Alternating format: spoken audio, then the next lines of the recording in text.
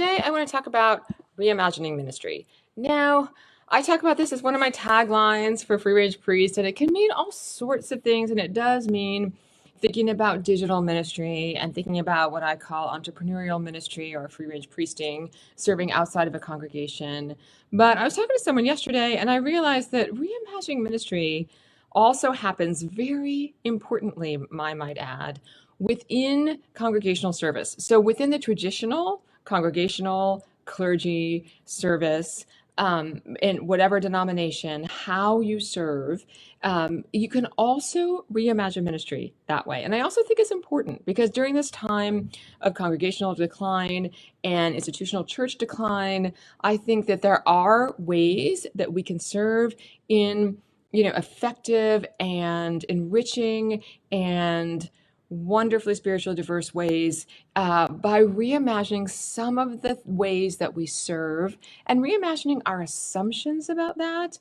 And I'm going to talk about that a little bit and how we do the kinds of work that we do in a congregational setting that maybe we don't need to do, or maybe we don't need to do in the ways that we have done them before. So that's why I think reimagining ministry is so important, and I would say crucial for this time in the church.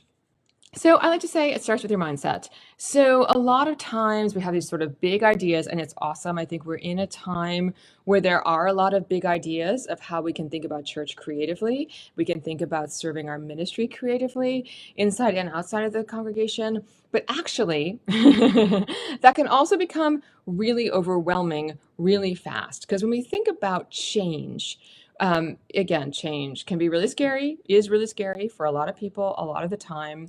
And it takes a lot of work and it's exhausting, and sort of like reimagining everything can sometimes be overwhelming. So a lot of times it just starts with our own rethinking of what we do, how we do it. Do we feel called to do this? And do we feel called to do it this way?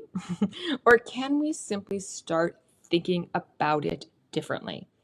Right? And so one of the things that I start with, because I work with a lot of clergy, is I start by having clergy think about, is this my job? Or is this the job that I want? Is this the job that I feel called to?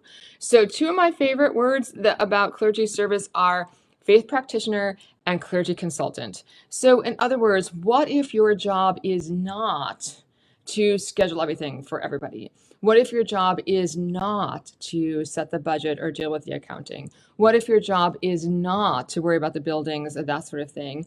And what if your job is not to be everywhere all the time for everybody, fulfilling their needs before they even ask? Crazy, I know. So if we start there and start thinking about what our job might be. And so I love the term faith practitioner because it reminds me of being a doctor, right?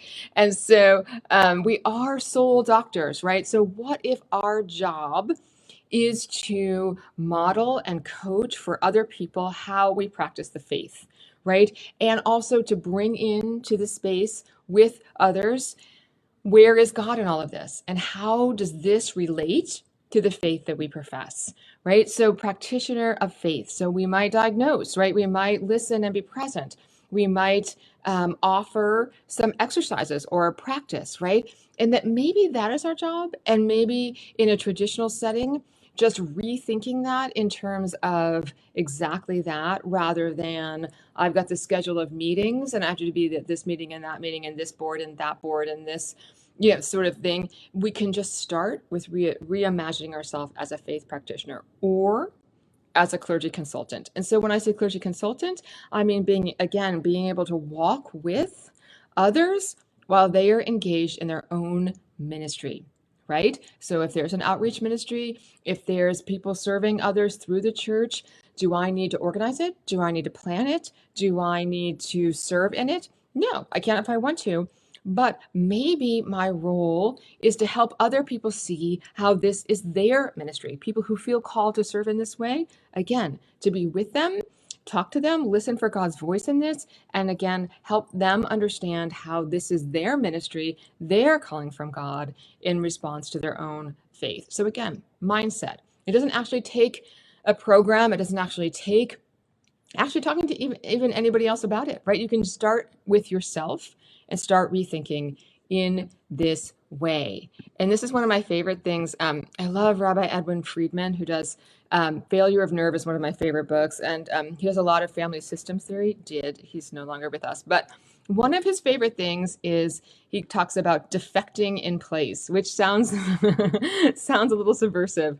But the reality is, I almost always recommend this to clergy who are serving in congregations. And what I mean by that is, don't you don't have to continue to say yes to things that you feel like are not your job, are not fulfilling your calling, or in any way sort of undermining the call that you have to ministry in this place. What that means is you're not going anywhere, right? You're still there to love people. You're still there to bear the sacraments and the scripture and the traditions of the faith in this community, but you may not be called to do certain things, and certain things you just don't do them anymore, right? And so there's a huge lot of fear there, because a lot of people are like, well, if I don't do this, it's all going to fall on the floor. And I might suggest that letting some stuff fall to the floor might give you some information about who else wants to pick it up.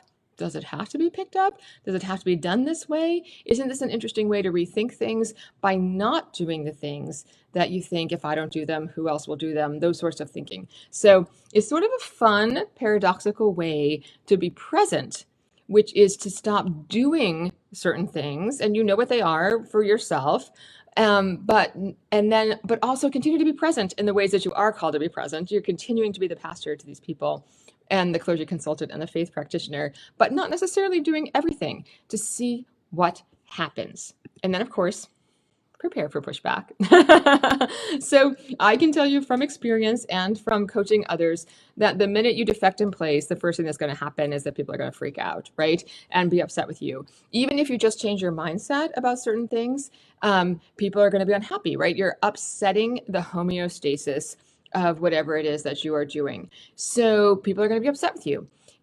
Or they may not even know why, right? There just might be a rise in anxiety, right? And so then I would say that is a sign that what you're doing is working.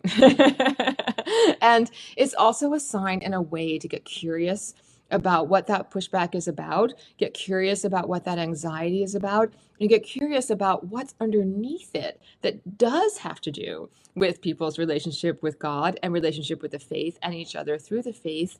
But you might not know those things without letting things fall and having the pushback. That may be the way that you get information, and it might be the way that other people get information. And that's another really, really, really important thing that I like to say a lot about reimagining ministry.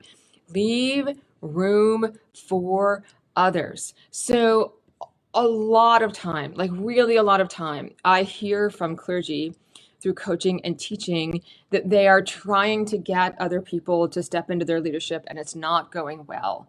And I like to say the best way to get people to step into leadership is to vacate it yourself, right? Or encourage others to vacate it, right? To leave that space. Again, it can feel like abandonment, but that's the whole defect in place, right? You're not going anywhere, but withdraw a little bit and see what happens. Leave room for others to grow in their faith, and leave room for others to grow in their ministry, and let that be uncomfortable. Hold on to the uncomfortable silence, right? When there's a moment of silence in church and it lasts too long and everybody gets a little bit worried because what's going to happen next, right? And did someone forget something, right? Did I forget something?